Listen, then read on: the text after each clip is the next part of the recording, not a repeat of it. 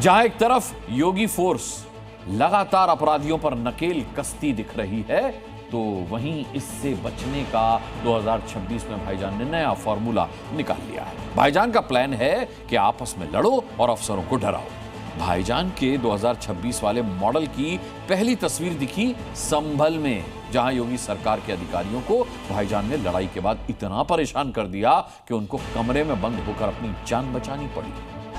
2026 में भाईजान का नया मॉडल देख लीजिए। आपस में मारपीट कर रहे हैं, पत्थर फेंक रहे हैं, कुर्सियां मारी जा रही हैं। तस्वीरें देखकर ऐसा लग रहा है कि बड़ी जंग छिड़ गई है, बड़ा बवाल हो गया है। लेकिन इस बवाल की तस्वीरों पर मत जाइए, क्योंकि इस भिड़ंत का असल मकसद है योगी के अधिकारियों को चकमा देना।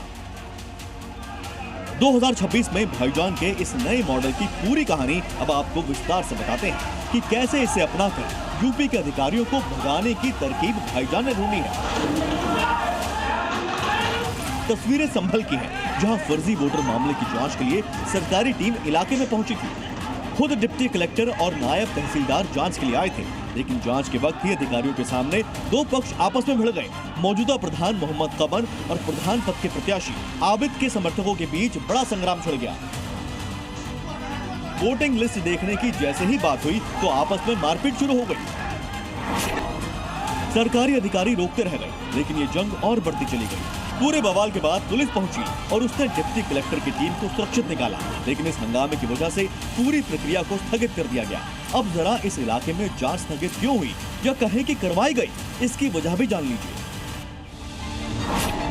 दरअसल जिस इलाके में बवाल हुआ, ये वही इलाका है जहां संभल में फर्जी वोटों का मामला सामने आया था। पता चला था कि फर्जी दस्तावेजों के आधार पर फर्जी वोटर ID कार्ड बनाए जा रहे थे और इस मामले में 48 लोगों के खिलाफ FIR दर्ज की गई थी।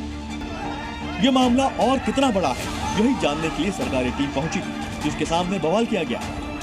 ऐसे में सवाल उठ रहे हैं कि भाईजान का ये पूरा बवाल एक ड्रामा था, जिससे कि और जांच न हो पाए। क्या SIR से डरकर ही इस बवाल का पूरा प्लान रचा गया? और क्या संभल में अभी और फर्जी वोटर मौजूद हैं, जिसकी वजह से जांच से भाईजान में ये डर देखा गया?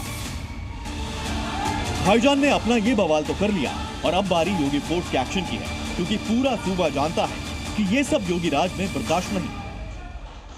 स्वयं न्याय को, कानून को अपने हाथों में लेते हैं तो बहुत बार कानून के दायरे में रह करके उनको सबक भी सिखाया जाता है। जो जैसे समझेगा उसको उसी भाषा में समझाना चाहिए। योगी के इसी ऑर्डर का पालन करते हुए अब भाईजान के इस मॉडल को फेल करने की तैयारी है और 7 लोगों को हिरासत में ले लिया गया है, ताकि दोबारा योगी के अधिकारियों के सामने बवाल का प्लान करने की कोई सोचने की हिम्मत भी ना कर सके। ब्यूरो रिपोर्ट, जी मीडिया।